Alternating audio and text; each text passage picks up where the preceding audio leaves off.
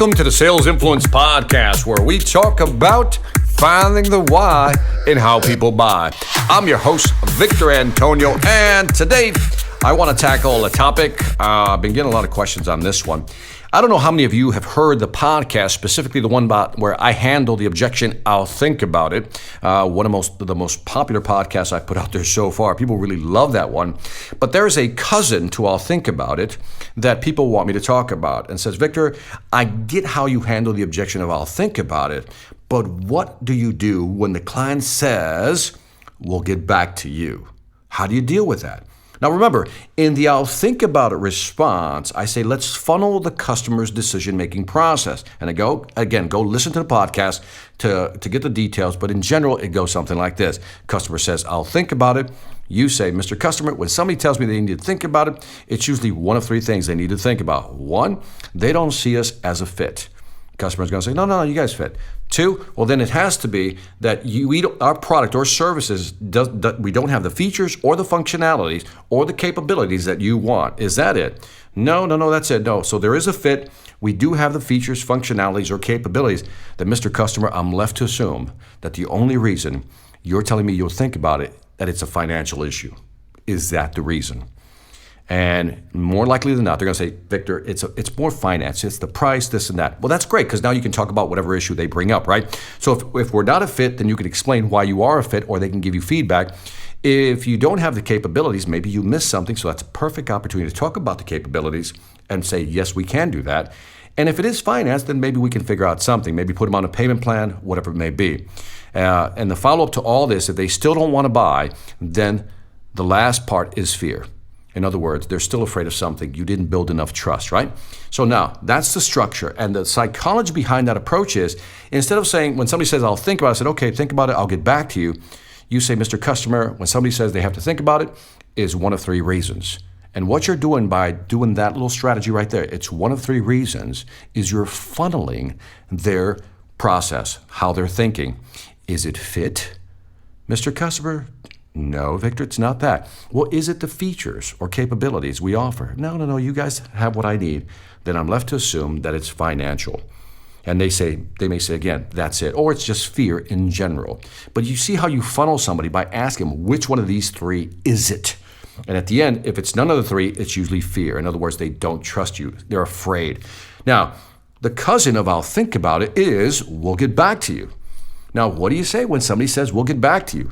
Most people are going to say, well, okay, so when will you get back to us, right? It's not very comfortable to say that, right? Or you can say, well, okay, I'll get back to you in a month. And the customer might say, well, that's a little too soon, maybe 2 or 3 months from now. Again, it's very uncomfortable. But you walk out of there with no real answers as to why they're not making a decision right there and then. Because we want them to make a decision right there and then. We want to advance the sale right there and then. If you don't get a form of commitment, that is continuing the sale, which means your sales cycle just gets really long. What we're always looking for is, how do we take it to the next step? How do we get that commitment? How do we advance the sale? So much like the I'll think about it strategy, here's what you're going to do with the we'll get back to you. Customer says to you, love your proposal. We see where you're coming from. We understand what you have to offer. Let us review this and we'll get back to you. That's what they're going to say. And then you calmly say something like this. Mr. Customer, when somebody tells me that we'll get back to you, it's one of three things. Notice I'm funneling, again, their thought process. There's one of three things. One, there is some interest, we just need to think about it. Or there's no interest, or last but not least, you don't know if it's a fit. Let me say those again. There may be some interest, there's no interest, or you simply don't know how this fits. Now, those are three separate answers with three separate meanings. So let's go through them. If they'll say something like, no, Victor, there's some interest here. Great. So now you know there's some interest. And you can say something like this. Well, what part of this is interesting so far that you're liking? And based on their response, you'll know if they're really interested. In other words, if they can tell you, well, we like this, so, we're interested, Victor. But if they say something like, no, we're interested, and you ask, well, what part of the proposal is of interest to you? What's really catching your attention? And they go, well, it's a lot of things. I mean, just, a couple of things, Victor, but, we're interested. That's not a good answer. There that, maybe there really is no interest. Then there's somebody going to say, no, there simply is no interest, Victor. Well, great. If there is no interest, basically they're saying, we're not going to do business with you. And it's a good opportunity for you to ask the question, because maybe the deal is dead, but maybe you can get some information, some value out of this conversation. Because if they say, Victor, there's no interest, you say, may I ask why? And you can just say something as polite as this. I understand there's no interest. I'm not trying to sell you. I said, I just want to understand, why don't you see the interest in our product? What's not interesting about our product? Help me understand. And again, when you say to people, help me understand, they'll give you a little bit of feedback. And maybe when they say there's no interest, they're going to say, well, you don't really do this or do that. That tells you that you did not qualify this opportunity hard enough. In other words, you're talking to the wrong customers. That's why there's no interest. Or maybe they're happy with their current supplier, right? They'll say, no, right now we're not interested because right now, we're using somebody and we're very happy with them.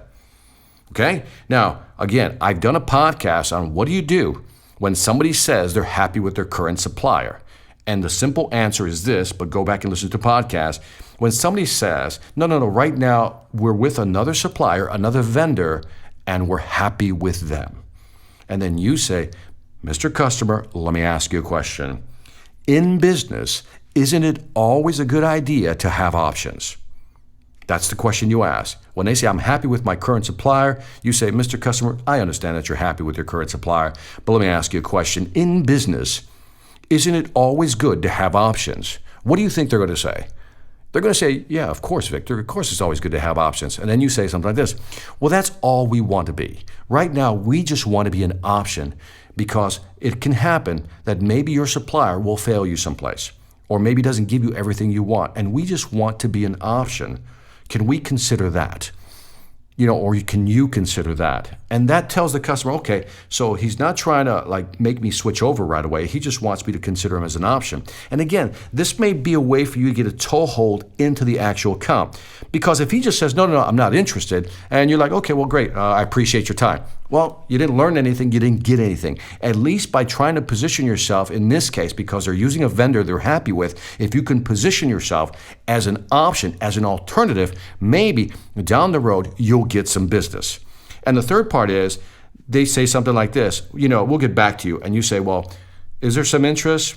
They could also say no interest. The third thing they can say is, we don't know if it's a fit. We just don't know right now if we need this. And again, when a customer says something like that, that tells me that you as a salesperson didn't qualify the opportunity enough. In other words, you've got to make sure we're talking to the right people with the right problems, the right needs, and most important, they have to have a desire to want to change or solve that problem. And so if we're not, then we didn't qualify that situation early on. So again, when somebody says, we'll get back to you, don't just say, okay, well, when would you like us to call back? That's a horrible way to end the conversation. What I want you to do now is gather some information first, because we do want to set up another meeting. What I want you to do is gather the information. Is there interest, Mr. Customer? When somebody tells me they want to get back to me, that means one of three things. One, they don't see it as a fit. Like, this does not fit. And they go, no, we see the fit. Okay, well, great, you see the fit. Then, is there interest or is there no interest? And they're going to say, no, we're interested. Well, tell me what aspects of our proposal really interest you. Like that, based on the answer, if they're really considering your proposal. But if they say there's no interest, right now, Victor, there's no interest. May I ask why there's no interest? We have the capabilities. They line up with what you have to offer. Is there a reason there isn't an interest right now? And it could be, one, they have another vendor. They have other priorities, right? Now, again, if there's another vendor, you know the deal. We position ourselves as an alternative, as another solution. If it's not a priority, then again, if we do our job as salespeople, we quantify the value. We show them how much money they can save, how much more money they can make, or they can expand their market share with what we have to offer. Guess what? It becomes a different conversation. Remember, the value trinity I always talk about. You have to show customers how to increase their revenue, reduce their costs, or expand their market share. If you can show them how to do one of those three or all all three, then they'll listen to you. That creates more of a sense of urgency. When I know that if I don't take action, I'm losing money or not making money or losing market share, I'm going to make it a priority. So if the customer says, we're not interested right now, we got a lot of other projects, it's not a priority, that means you did not quantify the value enough to create that sense of urgency. So again, when somebody says, we'll get back to you, you're going to first find out, when people tell me they want to get back to me, it's either one of three things. First question is, do you see this as a fit for your company? And they're going to say, yeah, we see it as a fit. Great. If they say, no, not a fit, you didn't qualify. Or maybe that is part of the qualifying phase. But if there is a fit, they say, no, we kind of see how this could fit. Well, would you say that there's interest, some interest, or there's no interest? And no, Victor, we see some interest, and you know the deal. So again, ask those qualifying questions. Don't just say, okay, we'll get back to you in a month. That does not give you any information to really come back at them in 2 months. And again, if you've heard my other podcast, you realize that most people will forget 75% of the information you give them within 24 hours. So our job is not to get back to them, but to try to advance the sale, figure out, is there interest or is there no interest? And again, we want to know that before we walk out that door. That is how I would handle that. That's it for this Sales Influence podcast. Don't forget to leave me some feedback on iTunes, Stitcher, or YouTube. Let me know what you think. I greatly appreciate it. You guys have been leaving great comments, very challenging ones, very good ones. And again, I try to select comments that really try to apply to a cross section of all the different businesses out there. So I try to, grab some B2Cs and B2Bs, okay? So I do my best to kind of get your nice mix. Also, check out my sales training website. We just added 2 new sales training video series, seminarsonselling.com. That's where you'll find the information.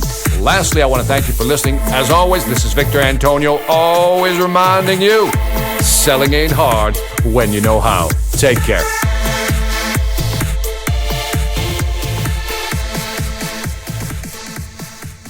Hi, I'm Victor Antonio. I'm an author, sales trainer, and keynote speaker.